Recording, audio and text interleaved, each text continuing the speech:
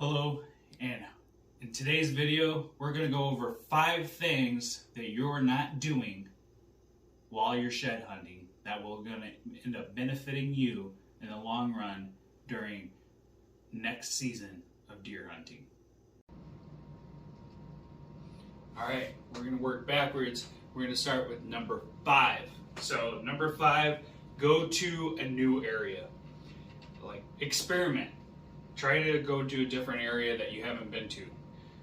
When you're shed hunting, yeah, you are looking for antlers and everything, but going to a new area, getting familiar with that area, you're going to be able to increase the mapping in your head so that way you can actually have other spots to go to during next hunting season.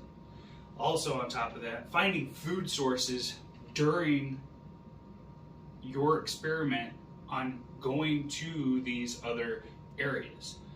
Locating acorns, locating other ag fields, anything like that, that will help you hone in on where those deer are going to be located during early or late season.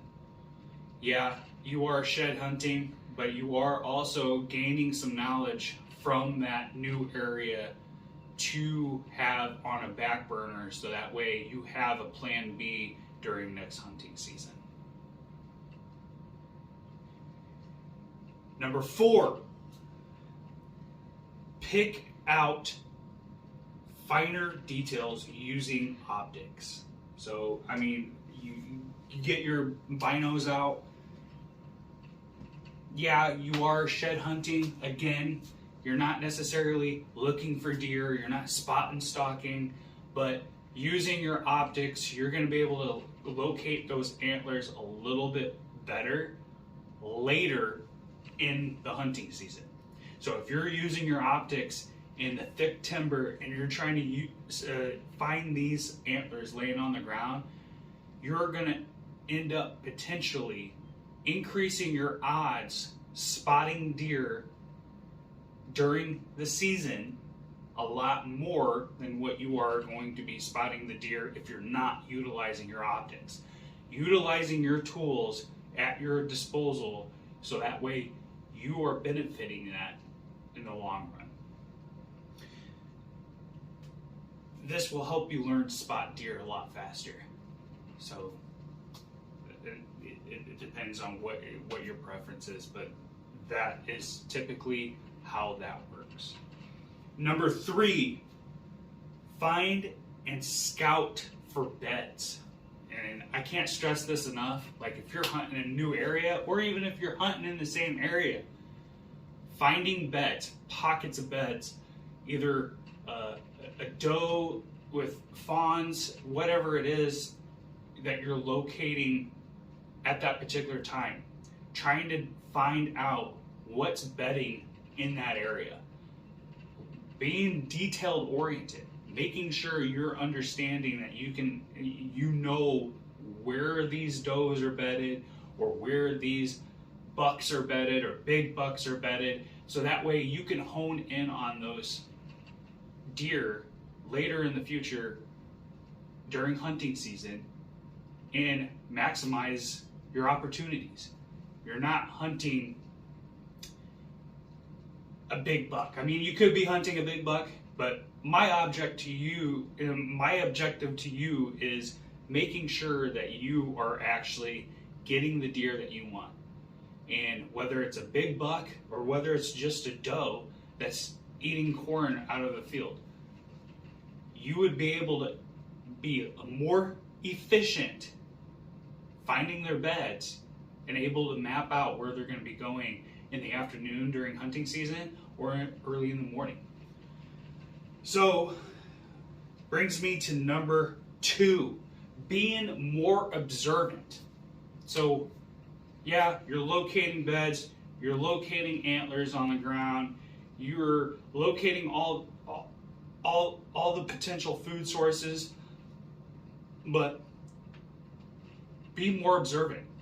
Look for all these other areas that deer travel in between, where they like to travel in between, when they like to travel in between. Analyze the ground, analyze the tracks. I'll get into more videos about that. But that's my favorite thing, is going out inside the field or inside the deep woods and locating the deer through that, just tracking them, analyzing their steps, analyzing what they're doing during that time. Yes, you are shed hunting. It's almost spring. What's that going to do, you say? Well, it's going to actually increase the odds of you getting into more deer later in the season, because you know how they're moving. You know where they're moving to. You have some idea. They might not go through the same exact spot every single time, but they will be there somewhere located in that area. If you're locating beds and you're observing where they're moving to, in and from and out of those beds, you'll be able to actually utilize that later on in the future during hunting season.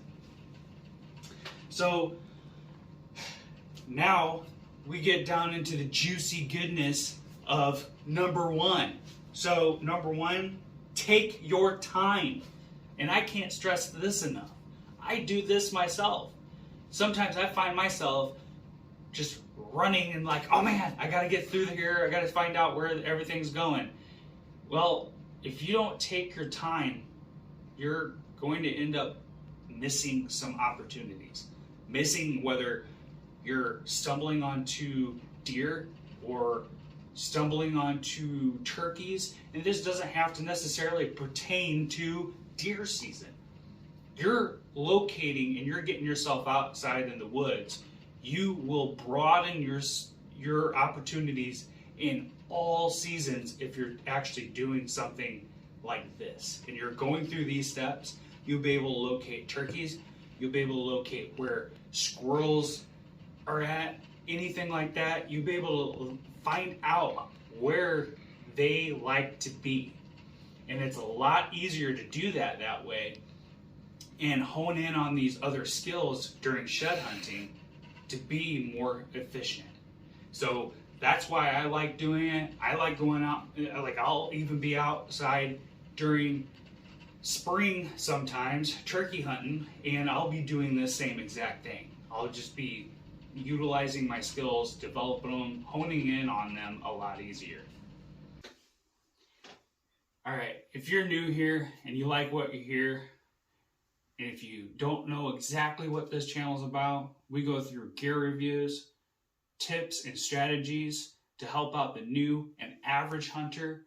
I also go through a whole bunch of conservation stuff to help the community as a whole to understand why we as hunters do what we do and get them more involved with hunting. So that way it brings us together and strengthens the hunting community.